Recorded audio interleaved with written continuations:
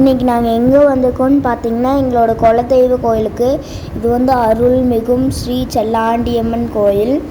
ஏன்னா எங்கள் அம்மாவோட பர்த்டேக்காக நாங்கள் இங்கே வந்திருக்கோம். அதுக்கப்புறமா கோயிலில் அம்மா விளக்கு போட்டு விளக்கு எல்லாம் தொட்டு கும்பிட்டு அதுக்கப்புறமா கோயிலில் இருக்கிற செல்லாண்டியம்மன் சாமியை நாங்கள் கும்பிடுறோம்.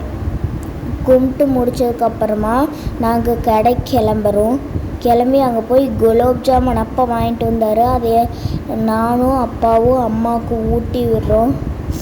ஊட்டி விட்டதுக்கப்புறமா அப்பா அம்மாவும் ஆசீர்வதிச்சதுக்கப்புறம் நீடூடி வாழ்கன்னு வாழ்த்திட்டு அப்பா அம்மாவுக்கு பணம் கொடுக்குறாங்க.